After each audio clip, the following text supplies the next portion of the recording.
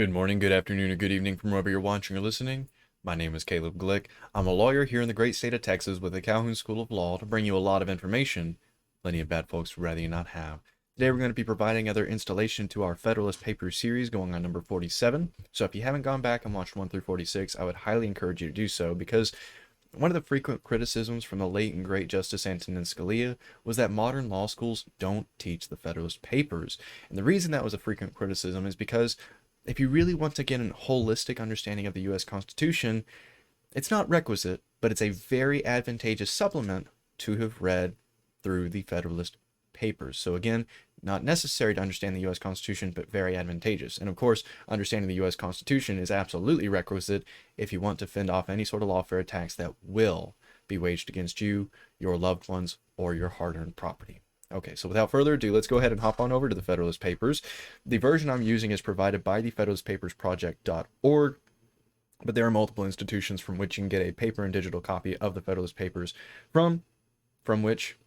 Anyway, you can get a paper and digital copy from multiple places. I would encourage you to get both formats while you're out there looking. Get a paper and digital copy of the Anti-Federalist Papers, because now that we're about halfway through, we're going to start comparing and contrasting the arguments made by the Federalists and the Anti-Federalists when it came to ratifying the U.S. Constitution and whether or not to do it. Okay, so like I said, we're on to number 47, which is titled The Particular Structure of the New Government and the Distribution of Power Among Its Different Parts, written by Mr. James Madison, author of the U.S. Constitution. So his opinion's a little bit more valuable than the other two, John Jay and Alexander Hamilton, who co-authored these papers.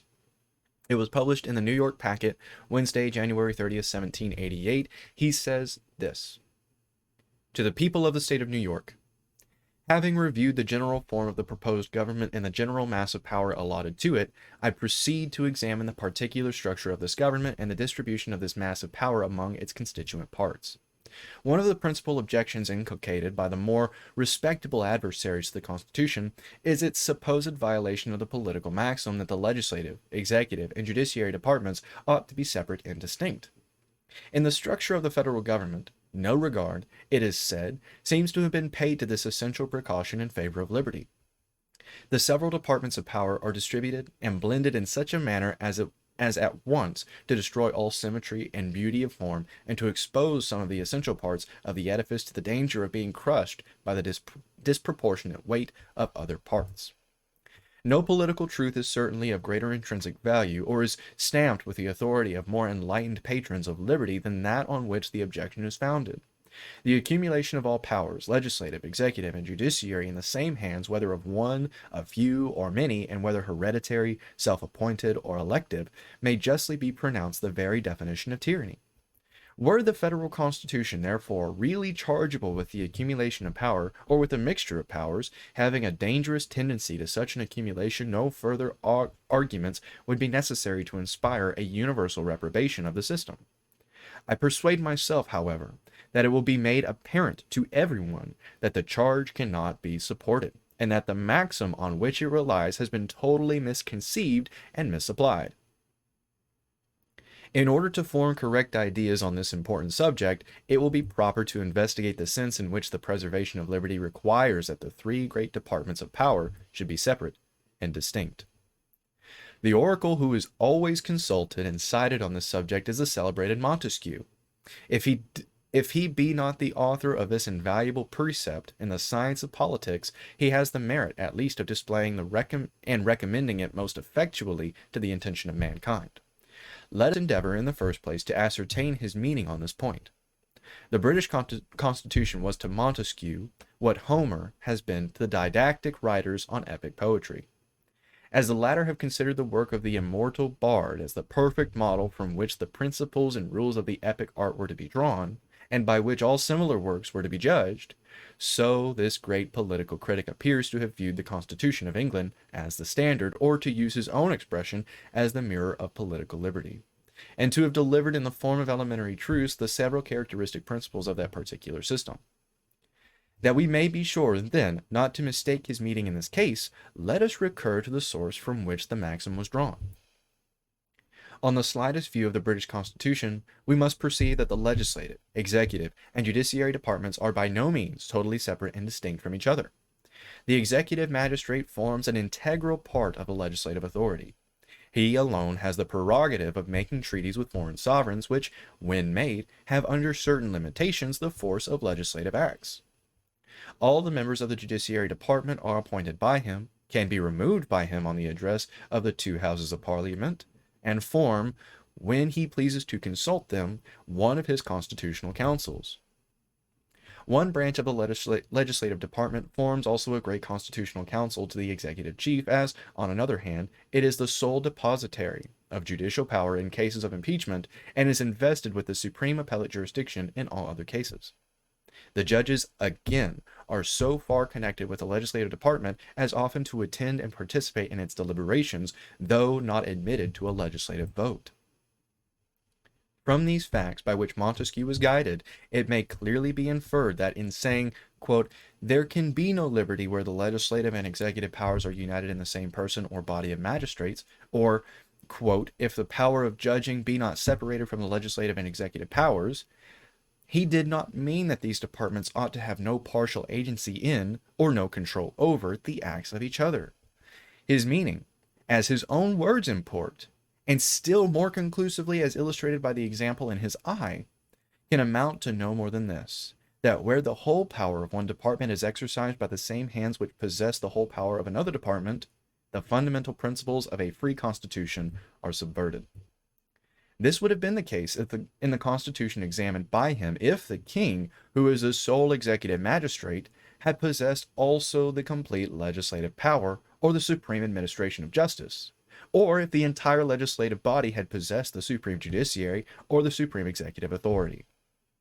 This, however, is not among the vices of that constitution. The magistrate in whom the whole executive power resides cannot of himself make a law, though he can put a negative on every law, nor administer justice in person, though he has the appointment of those who do administer it. The judges can exercise no executive prerogative, though they are shoots from the executive stock, nor any legislative function, though they may be advised with by the legislative councils. The entire legislature can perform no judiciary act, though by the joint act of two of its branches the judges may be removed from their offices, and though one of its branches is possessed of the judicial power in the last resort.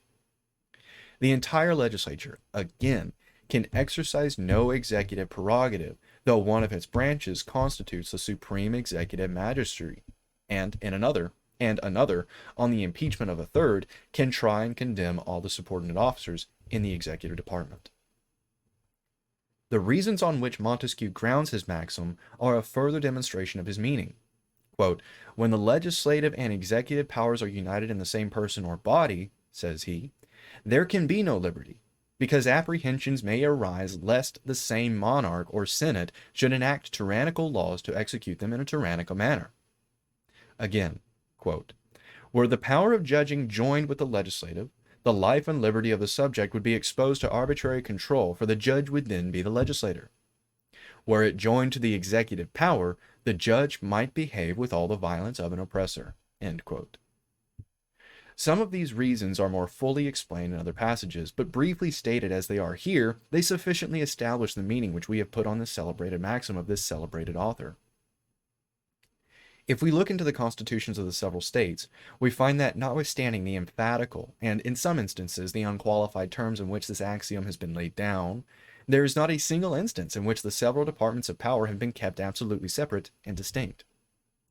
New Hampshire, whose constitution was the last formed, seems to have been fully aware of the impossibility and inexpediency of avoiding any mixture whatever of these departments, and has qualified the doctrine by declaring, quote, "that the legislative, executive, and judiciary powers ought to be kept as separate from and independent of each other as the nature of a free government will admit, or is as consistent with that chain of connection that binds the whole fabric of the Constitution in one indissoluble bond of unity and amity." End quote.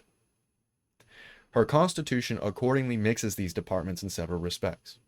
The Senate, which is a branch of the legislative department, is also a judicial tribunal for the trial of impeachments. The President, who is the head of the executive department, is the presiding member also of the Senate, and besides an equal vote in all cases, has a casting vote in case of a tie. The executive head is himself eventually elective every year by the legislative department, and his council is every year chosen by and from the members of the same department. Several of the officers of state are also appointed by the legislature, and the members of the Judiciary Department are appointed by the Executive Department. The Constitution of Massachusetts has observed a sufficient, though less pointed caution in expressing this fundamental article of liberty. It declares, quote, that the legislative department shall never exercise the executive and judicial powers, or either of them. The executive shall never exercise the legislative and judicial powers. Excuse me. I think I just repeated myself. Let me try quoting that again. The executive shall never exercise the legislative and judicial powers, or either of them. The judicial shall never exercise the legislative and executive powers, or either of them. End quote. This declaration corresponds precisely with the doctrine of Montesquieu, as it has been explained, and is not in a single point violated by the plan of the convention. It goes no farther than to prohibit any one of the entire departments from exercising the powers of another department. In the very Constitution to which it is prefixed, a partial mixture of powers has been admitted. The executive magistrate has a qualified negative on the legislative body, and the Senate, which is a part of the legislature, is a court of impeachment for members both of the executive and judiciary departments. The members of the judiciary department, again, are appointable by the executive department, and removable by the same authority on the address of the two legislative branches. Lastly, a number of the officers of government are annually appointed by the legislative department. As the appointment to offices, particularly executive offices, I think I misquoted that. As the appointment to offices, particularly executive offices, there we go, is in its nature an executive function. The compilers of the Constitution have, in this last point at least, violated the rule established by themselves. I pass over the constitutions of Rhode Island and Connecticut, because they were formed prior to the Revolution, and even before the principle under examination had become an object of political attention. The Constitution of New York contains no declaration on this subject, but appears very clearly to have been framed with an eye to the danger of improperly blending the different departments. It gives, nevertheless, to the executive magistrate a partial control over the legislative department, and what is more, gives a like control to the judiciary department, and even blends the executive and judiciary departments in the exercise of this control. In its council of appointment, members of the legislative are associated with the executive authority in the appointment of officers, both executive and judiciary. And its court for the trial of impeachments and correction of errors is to consist of one branch of the legislature and the principal members of the judiciary department. The Constitution of New Jersey has blended the different powers of government more than any of the preceding. The governor, who is the executive magistrate, is appointed by the legislature, is chancellor and ordinary or surrogate of the state, is a member of the Supreme Court of Appeals, and president with a casting vote of one of the legislative branches. The same legislative branch acts again as executive council of the governor, and with him constitutes the Court of Appeals. The members of the Judiciary Department are appointed by the Legislative Department and removable by one branch of it on the impeachment of the other. According to the Constitution of Pennsylvania, the President, who is the head of the Executive Department, is annually elected by a vote in which the Legislative Department predominates. In conjunction with an Executive Council, he appoints the members of the Judiciary Department and forms a court of impeachment for trial of all officers, judiciary as well as executive. The judges of the Supreme Court and justices of the peace seem also to be removable by the legislature, and the executive power of pardoning in certain cases to be referred to the same department. The members of the Executive Council are made ex officio, out of office, justices of peace throughout the state. In Delaware, the chief executive magistrate is annually elected by the legislative department. The speakers of the two legislative branches are vice presidents in the executive department.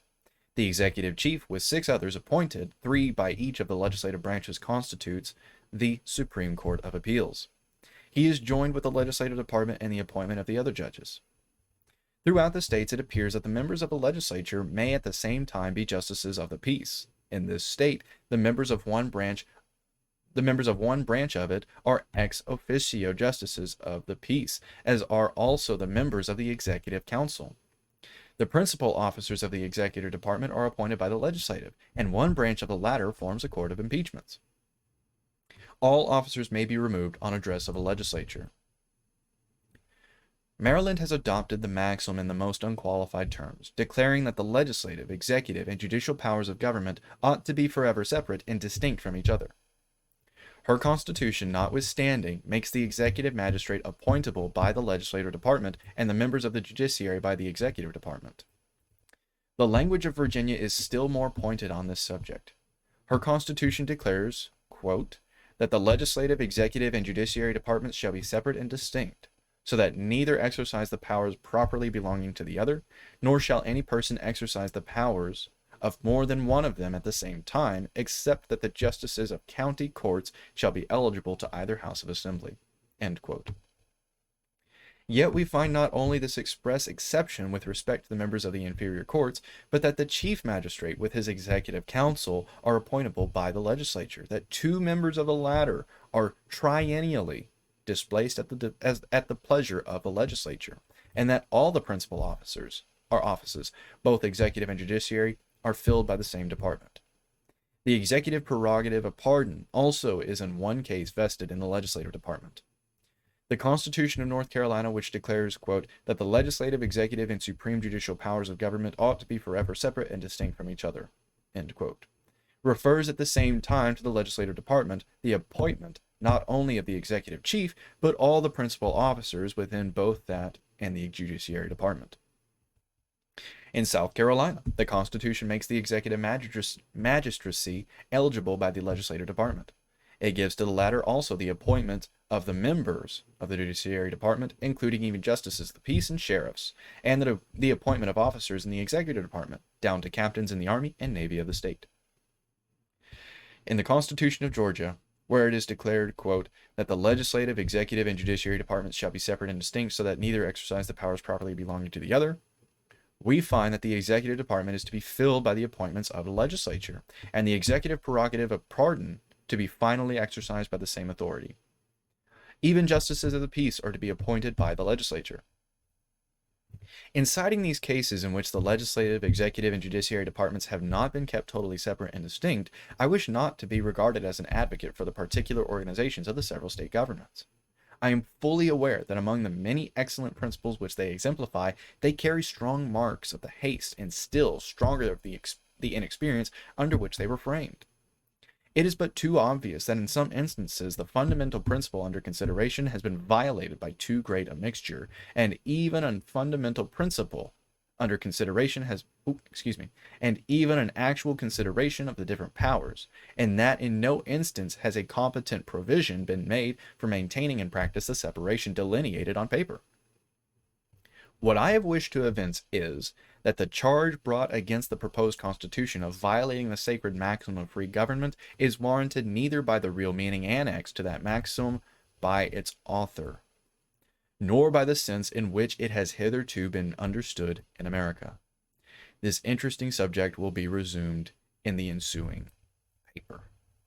Alrighty, so that's all Mr. Madison had to say in number 47. If you have any questions about what he was saying in number 47, or if you have any questions about what was said in the preceding papers, as well, if there's a topic you'd like me to cover in the future lecture, go ahead and post those in the comments, because the entire purpose of the Calhoun School of Law is to provide you with the necessary skills and information to combat any sort of lawfare that will be waged against you, your loved ones, or your hard-earned property. So if you have any questions at all, please post them in the comments. Excellent. So my name is Caleb Glick. I'm a lawyer here in the great state of Texas with the Calhoun School of Law to bring you a lot of information that plenty of bad folks would rather you not have. I hope you enjoyed this lecture, and if not, while you're down in the comments, please let me know how I can do better so I can best serve that purpose of helping you. I hope y'all have a wonderful day. I'm not sure what the topic for the next lecture is going to be, but I'll do my best to make it as informative and entertaining as this one, if not more so, regardless of the topic of a lecture. Until I see y'all then, I bid you all farewell.